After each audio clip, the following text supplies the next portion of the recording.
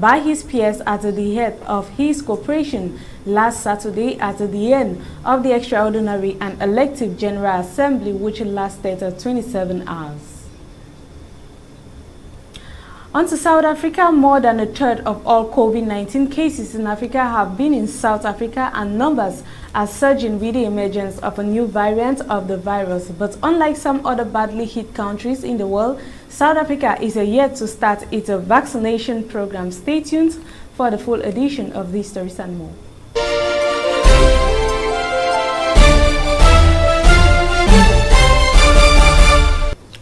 Good evening and welcome. With the aim of making life easy for the population of the Eastern region, Gaston Elundo Esomba on January 18, 2021 chaired the official launching ceremony for the construction of the bridge over the Lom River in Turake with a length of 150 meters. This infrastructure will be built by the Razel company. More details in this report.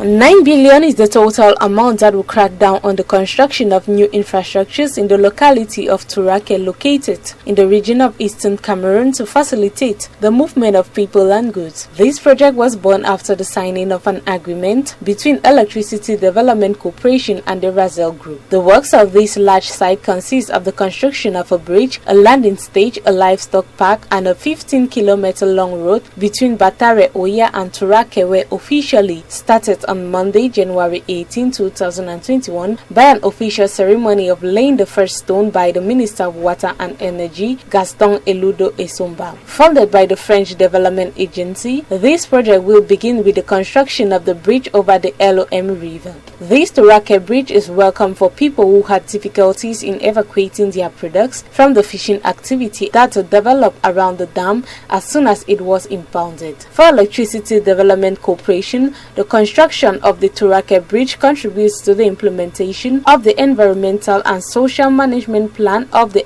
Lom Panga hydroelectric project. In particular, this project made it possible to build a dam in the eastern region with a holding capacity of 6 billion meters square of water to regulate flows upstream of the Sanaga River, which is home to 75% of Cameroon's hydroelectric potential. Among this project, the construction of a food factory with a production capacity of 30 meters wave have been integrated to solve the thorny problem of electricity power supply facing the eastern region. As of December 2020, that's the 31st, the work showed a completion rate of 9% of its entire completion rate.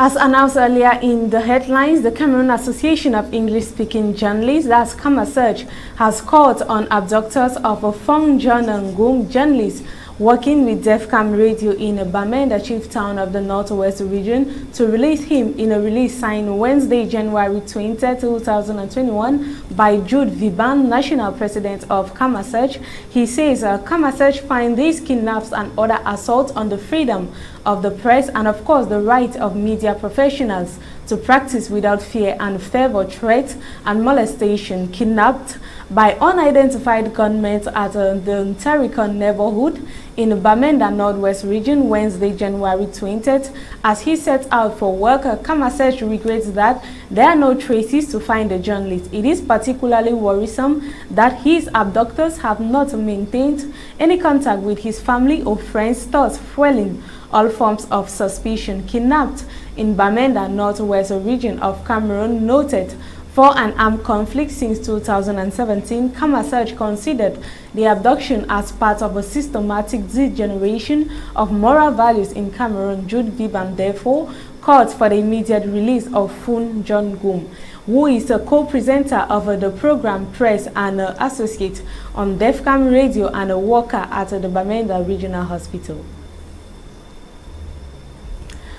Until the National Order of Pharmacists was able to set up a new office after several years of procrastination, Dr. Frank Nana was brought by his peers at the head of this corporation last Saturday at the end of the extraordinary and elective General Assembly, which lasted 27 hours in the capital, Yaoundé. Who are those who constituted the new office and what are their mission? This report tells us more.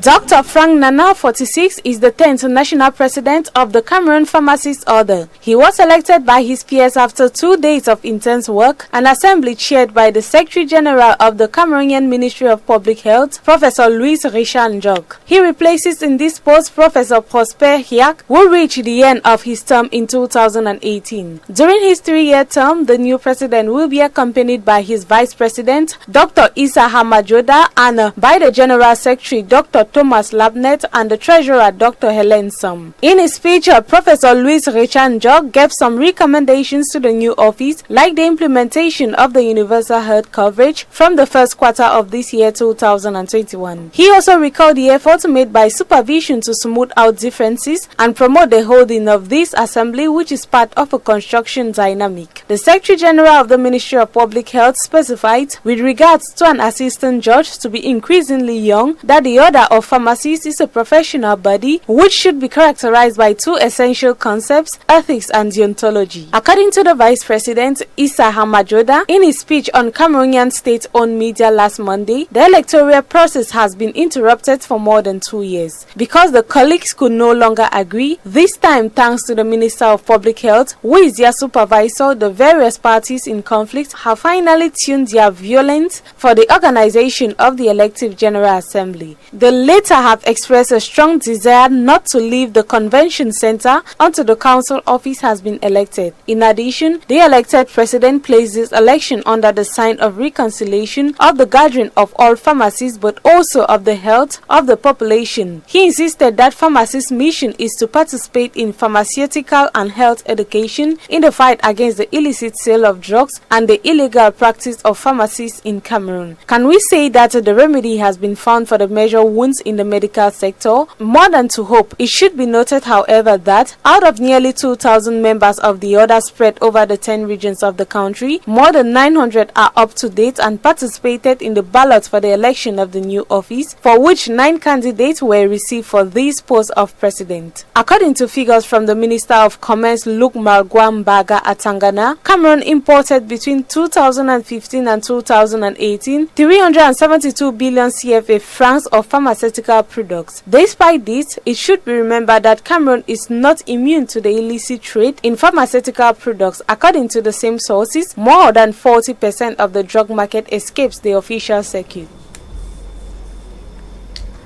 That takes us on to Central African Republic, where the Central African Republic's Constitutional Court on Monday, January 17th, confirmed President Faustin Archange Touadéra's victory as a president in elections last month, but of course said turnout suppressed by armed groups was a little more than a third.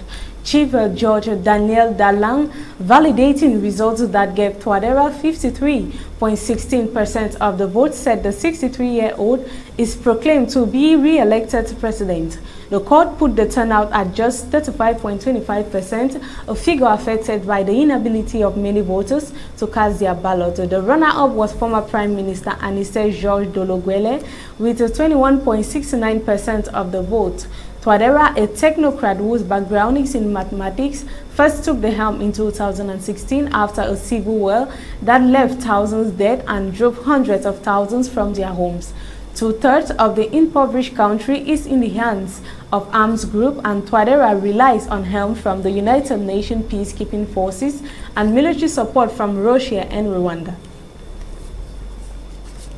More than a third of all COVID-19 cases in Africa have been in South Africa, and numbers are surging with the emergence of a new variant of the virus. But unlike some other badly hit countries in the world, South Africa is yet to start its vaccination program. This report tells us why.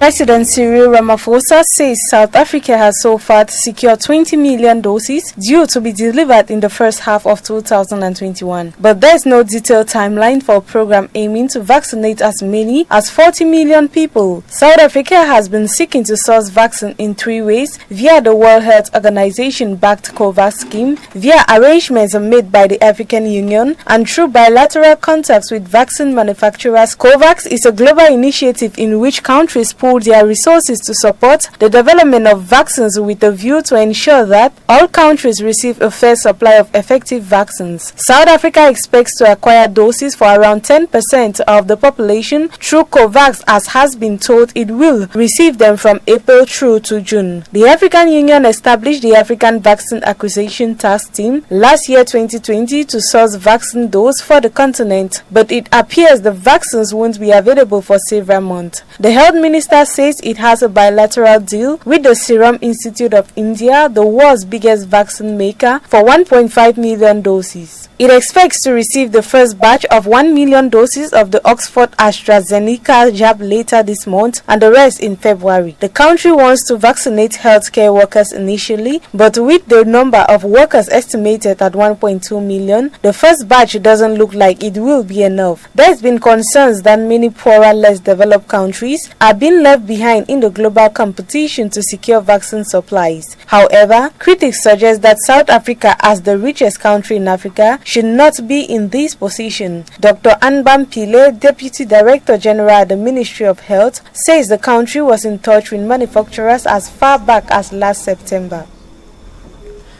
Rwanda has imposed a 15-day lockdown on its capital, Kigali, as the country battles the second wave of the coronavirus cases that has resulted in unprecedented death and transmission rate.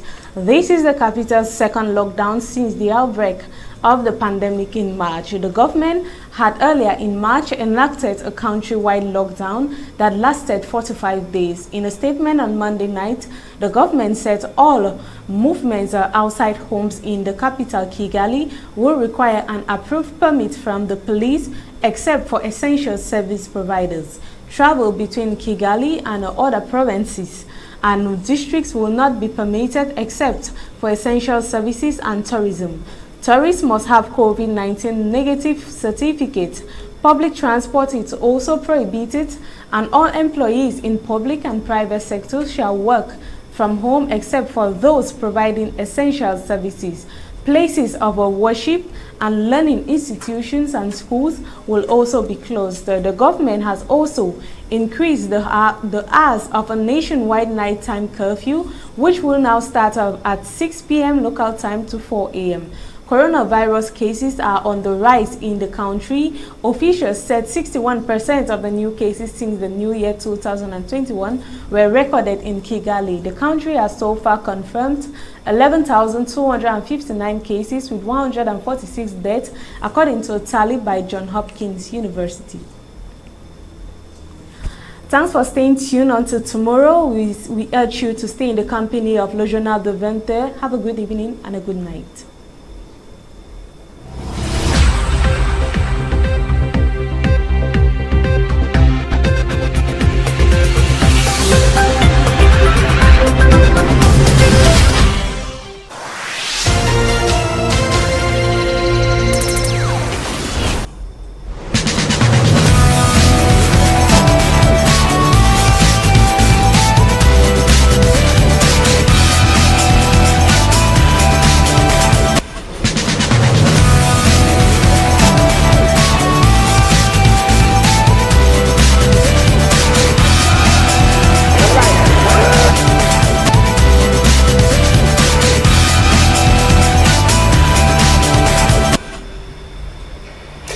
Merci à vous, Promise Forceau, pour cette quintessence de l'information.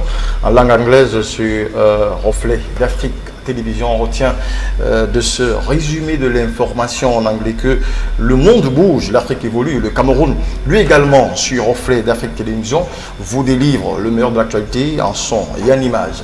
Mesdames et messieurs, bonsoir, bienvenue sur ce rendez-vous de sport pendant ces chaînes sur cette télévision que vous aimez bien. Et comme à l'accoutumée, nous recevons bien entendu Savio Ngassa, le journaliste, et Wilfried Onla, le chroniqueur, pour débrayer comme ça cette rencontre qui a à peine de se tenir. Le Cameroun et le Mali tout à l'heure, le Burkina Faso et le Zimbabwe pour chuter avec la revue des premières journées. Vous faites bien de vous installer sur Reflet Télévision. On revient dans un instant. Je l'ai dit tantôt, on va donc parler avec Savio Ngassa de cette rencontre qui vient de se tenir Cameroun-Mali, un but partout. Savio, comment on se sent? Ben, écoutez, on se sent, on va dire, un tout petit peu déçu. Déçu quand même de la prestation des Lions Indomptables, et je pense que le développement, forcément, ça sera au cours de cette édition. Alors, déçu vraiment parce qu'on a déjà beaucoup vendangé des occasions, et puis déçu parce que le choix du sélectionneur Martin Tongopile cet après-midi n'ont pas été bons, notamment au niveau de la défense, et on aura le temps d'y revenir. D'accord. On aura donc le temps de revenir. Savio qui s'en sort avec une note plutôt très amère de cette prestation qui a opposé le Cameroun au Mali dans la cuvette de Fandena à Yaoundé devant les millions de Camerounais qui certainement s'attendaient à une victoire, gage de la qualification du Cameroun pour les quarts de finale. On va également saluer de plein fouet lui qui certainement a déjà le mot à la bouche. Wilfried, on l'a suivi de bout en bout cette rencontre, notre chroniqueur sportif et observateur en matière de sport de la sphère nationale et internationale de football. Wilfried, bonsoir et merci de nous renouveler ton invitation et ta présence, comme tu as promis sur ce plateau de Capsule du Sport. Merci pour votre invitation. Une fois de plus, je suis là présent à votre sollicitation. Merci de nous honorer. Et comment vous vous sentez au terme de cette rencontre? C'est vrai qu'il y en a une autre. Il y a le Burkina Faso, le Zimbabwe qui vont croiser le duel autour de 20h. Mais déjà, le Cameroun et le Mali s'en sortent avec un point partout. Oui, mon impression déjà sur ce match d'aujourd'hui, je pense quand même que, contrairement à mon ami Savio qui est déçu. Là, qui est déçu complètement. Moi, je suis pas parce que là, vraiment, on avait en face de nous une équipe du Mali vraiment conquérante, une équipe qui est venue faire quelque chose de bien. Et les garçons ont répondu présent, ils ont répondu présent de par l'engagement, le style de jeu. On n'est pas quand même dessus comme on n'est pas trop déçu. Bon, vous n'êtes pas. C'est rassurant. C'est rassurant quand même. On essaie de trouver des anomaques petit à petit et ça arrive. Est-ce que bon, après deux rencontres, on a encore envie de chercher des marques ou on devrait plutôt les imposer? Imposer, c'est aussi facile de dire. On a joué une première journée avec toute la pression qu'il y avait dans le match. Aujourd'hui, on a vu les changements. Ça veut dire que le coach essaie de voir ce qui n'a pas marché au premier match. D'accord. Il essaie d'améliorer en mettant d'autres joueurs qui peuvent apporter un plus. Et ce qu'il a fait aujourd'hui, on a essayé d'autres personnes, d'autres joueurs.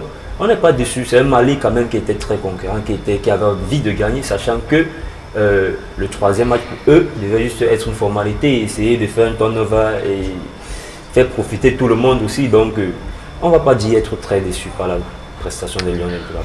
On n'est pas très déçu, Savio, par la prestation des Lions Indomptables, nous dit comme ça Wilfried, mais quand on essaie de jeter de points forts à l'entame de la rencontre, le Cameroun ouvre quand même son but un peu avant la 9e minute. Ouais, on va dire plus précisément à la 6e. Hein. C'est parti d'un très bon coup franc. Et Mbanga qui a profité pour marquer. Encore le sacré Mbanga. Exactement, qui a profité pour marquer son deuxième but dans la compétition. Mais malheureusement, 13 minutes, à la 13e minute, on est très vite rattrapé par les erreurs défensives, bien sûr, de la sélection camerounaise. Et les Maliens en ont profité. On va dire que depuis, on sentait quand même depuis le début de cette compétition que la défense camerounaise présentait beaucoup, on va dire, une fébrilité. Aujourd'hui, ça s'est confirmé parce que dans la rencontre, au niveau, surtout au cours de la première période, on a passé, je dirais, à partir de la 13e minute jusqu'à un certain moment dans la rencontre, on a souffert, on a carrément joué en contre. C'est pour ça que je dis que j'ai été déçu. Et à la 24e minute, je vais illustrer mes propos parce qu'à la 24e minute, le coach, le sélectionneur Martin Tongopile décide de faire un changement. Il a essayé, bien sûr, dans l'axe Junior Ndedi et Mbanga, et on a bien vu que ça n'a pas marché. Pourquoi? Parce que les deux n'avaient jamais joué ensemble. Et il s'est très vite rattrapé à cet instant. Voilà, c'était plus précisément la 24e minute où il choisit de faire entrer Eta Mengombe qui lui peut facilement s'entendre avec Mbanga parce qu'ils évoluent du côté de Coton Sport de Garoua ensemble. Et on a retrouvé un peu de stabilité. Mais après, il faut le dire quand même que on a véritablement souffert vraiment au cours de la seconde période où on a passé, je pense, de la 60, au niveau de la 60e minute, il a fallu un bon Achou Kirido pour vraiment sauver le Cameroun cet après-midi, parce qu'il faut le dire, le gardien, le dernier rempart des Lions indomptables était vraiment dans son match aujourd'hui, il était vraiment sa présence dans cette rencontre-là. Je crois que on devrait vivre le pire cet après-midi dans l'occasion de cette deuxième journée. Voilà, le filet, c'est quelque part, on n'a pas le droit de reprendre sérieusement le Cameroun. Ça veut dire que le Cameroun a été dans sa prestation défaitiste. Quand on regarde même le dernier, le match avec le Zimbabwe, on ne retrouve pas ce Cameroun qui a été le temps offensif. On a l'impression qu'il a subi un grand pressing. Déjà, je voudrais vous dire que le premier match du Cameroun contre le Zimbabwe, notamment, on n'a pas retrouvé. Moi, je pense plutôt qu'aujourd'hui, le match du Cameroun était meilleur. Oui. Meilleur pourquoi? Parce que l'adversaire était plus solide. Oui. On avait un adversaire plus sérieux en face de nous. Le Zimbabwe n'avait rien proposé de vrai, de concret. Donc on peut dire que c'est aujourd'hui, selon vous, le Cameroun a la compétition. Le Cameroun est entré dans sa compétition aujourd'hui. Oui. Le Cameroun a eu en face de lui un adversaire qui était à sa hauteur. Oui. Un adversaire avec lequel vous avez vu le match. La position de balle était partagée, car pratiquement 51-49, elle était partagée. Ça veut dire le match s'est joué. Il dit tout à l'heure que Achou Kirido a été le dernier rempart des Lions. Bien entendu, mais là quand même, oui, c'est vrai, le Cameroun dans des face à face. C'est pas la seule occasion aussi. Le Cameroun en a aussi eu. Oui, mais pas forcément le gardien de but. Ou peut-être c'est une balle traversale qui a sauvé. Ouais, le gardien fait partie de l'équipe justement. Le gardien fait partie de l'équipe. Le gardien c'est son rôle. Non mais attendez. C'est son rôle aussi. On veut un gardien décisif dans les moments décisifs. Oui. C'est pour ça qu'Achou Kirido a fait son rôle. Bah écoutez, c'est pour ça que je dis que il était dans son match, nul était sa présence. Voilà. On devrait vivre le pire. Je crois qu'on se serait couché très tôt aujourd'hui. D'accord. Alors. Bon, on va aller dans les statistiques pour voir si exactement Achou a fait son match ou pas, ou si ça a été le résultat du collectif. De toute façon, pour qu'il y ait un match de football, il faut bien qu'il y ait 11 joueurs sur le stade et 11 joueurs qui sont dynamiques, qui prouvent leur jeu. On va parler du Mali qui a eu en termes de tirs, 10 tirs, ouais. Le Cameroun 9 à ce niveau. C'est quelque part là, M. Savio, parce qu'il n'y a pas eu de duel. Le Mali a tiré 10 fois avant les buts du Cameroun. Le Cameroun 9 fois dans le Ce qui est sûr, c'est que dans ce match, le match a été partagé. Oui. Le match a été partagé. Le Cameroun a eu 9 tirs contre 10 pour le Mali. Oui. Oui, une position de balle de 51% en faveur du Cameroun, oui. Contre 49. Oui. Vous avez vu le match avec la domination qu'il dit avoir que le Mali a eu sur le Cameroun. Oui, sur la base que le Mali a eu 5 tirs cadrés contre 1 pour le Cameroun. Justement, voilà où le Cameroun continue de pêcher. Voilà. C'est où le Cameroun continue de pêcher. Parce que quand le Zimbabwe a eu 28 tirs contre 5 cadrés. Justement, on essaye beaucoup, mais on ne peut pas avoir la lucidité devant les buts. Oui. Voilà notre problème jusqu'ici. Ça s'est répété encore aujourd'hui. Mais dans le jeu, je ne vous dirais pas que le Cameroun a été à côté de son match. On devrait être déçu. Non, pas du tout. Donc, selon vous, la deuxième donc, selon vous, il y a quand même eu un peu de technicité, un peu du beau du jeu comme la dernière fois. On a reproché au Cameroun d'avoir démis la beauté du jeu, la technicité du football aujourd'hui. Quand même, il y a eu un peu de beau. Aujourd'hui, il y a eu quelque chose. Il y a quelque chose à soulever aujourd'hui. D'accord. La seule chose qu'on peut reprocher au Camerounais aujourd'hui encore, c'est le manque de lucidité devant les buts. Voilà, ok. Savio, ouais, qu'est-ce qui empêche donc Camerounais de concrétiser, de construire et arriver devant la lucarne du gardien adverse, de la mettre au fond des filets?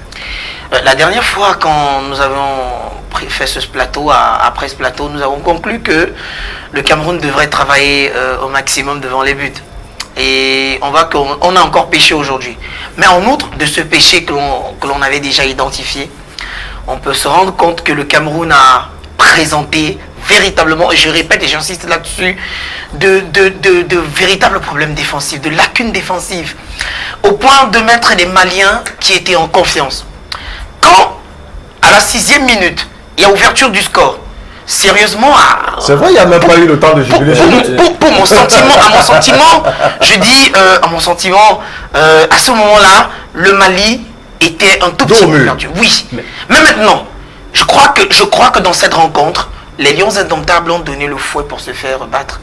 Honnêtement, parce qu'on a commencé à laisser des espaces et après, j'ai pu regarder, je crois, une action, on était, je pense, à la visière, je sais pas, forcément à la 69e ou 89e.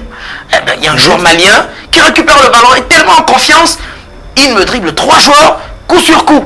Vous voyez, c'est pour ça que je dis qu'à un moment donné, on a été trop libertin dans cette rencontre.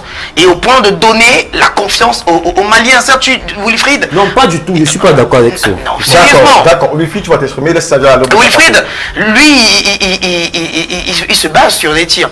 Oui. Et moi, je me base sur des mauvais quarts d'heure qu'on a eu. C'est vrai, on a présenté à un moment donné des belles choses dans le match. Bon, mais ça n'a pas duré longtemps. Ça va durer longtemps. On a beaucoup plus passé le temps à souffrir. Au point où, je suis sûr, si à la fin de cette émission, nous sortons et nous demandons aux Camerounais le match nul, ça vous arrange? Oui, ils vont vous dire, honnêtement, ils vont vous répondre, c'est mieux ce match nul, on s'en tire plutôt bien. Parce qu'on a souffert dans ce match. D'accord. Ok.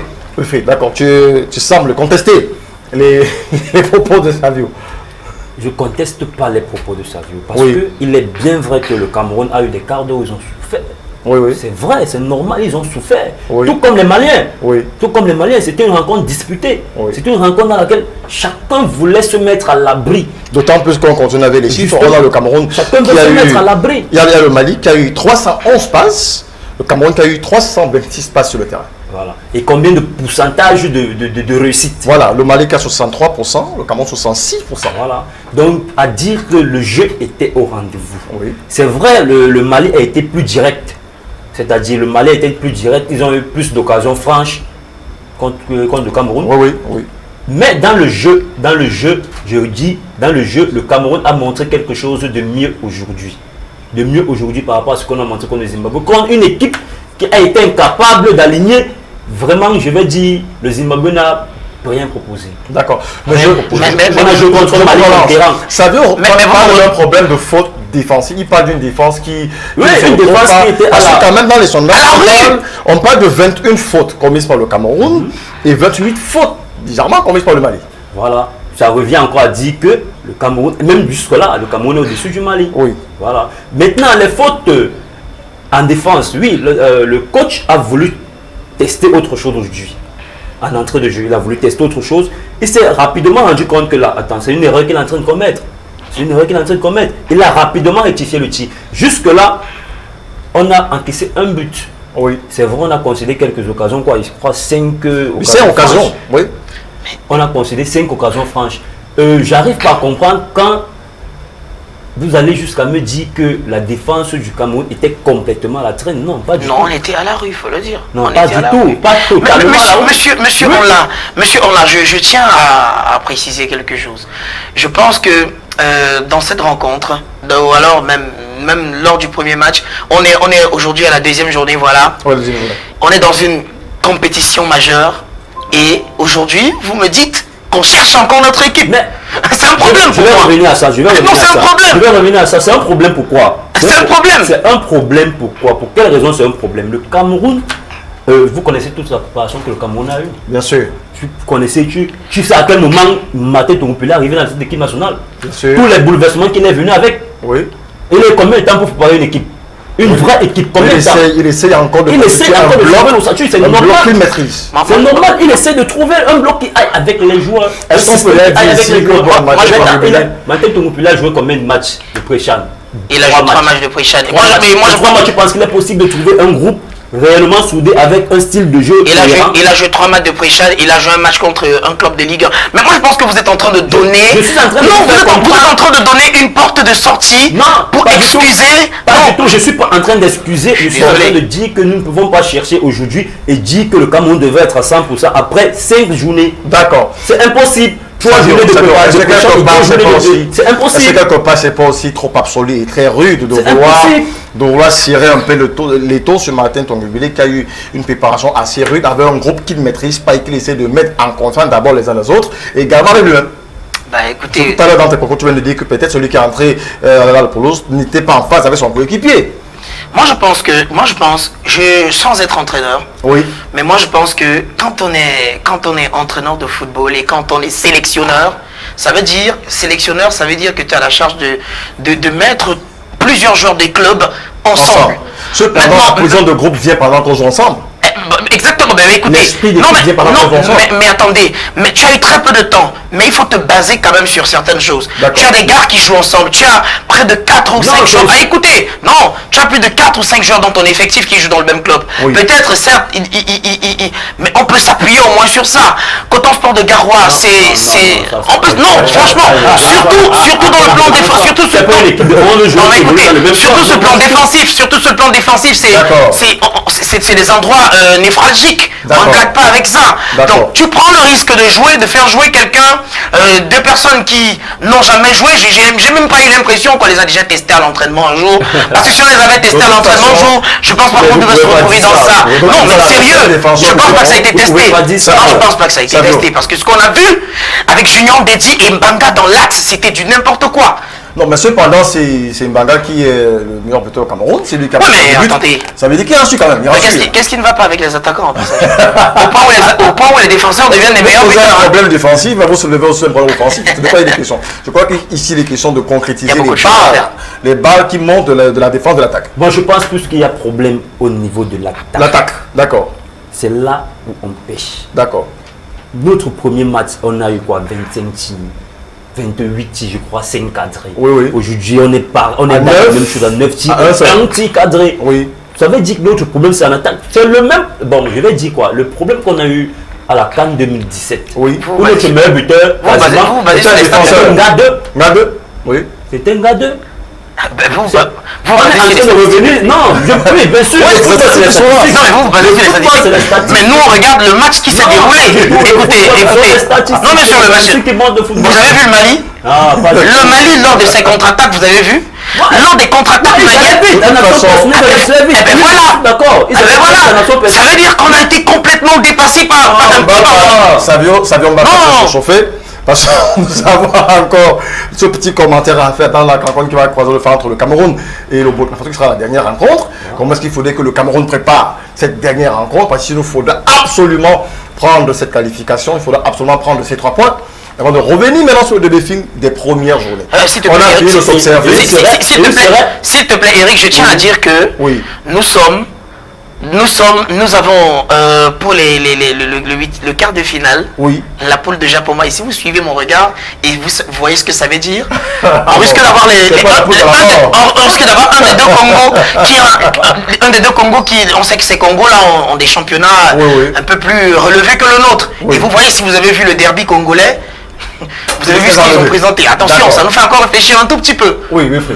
Voilà. Le Cameroun, combien il faudrait qu'il aborde le match avec le Burkina qui arrive? Parce qu'on a déjà le Zimbabwe tout à l'heure qui va croiser le fer avec ce même Burkina. Alors combien il faudrait que le Cameroun se prépare? Déjà il faudrait tout faire pour ne pas perdre le match. Voilà. Déjà, commencer par garantie.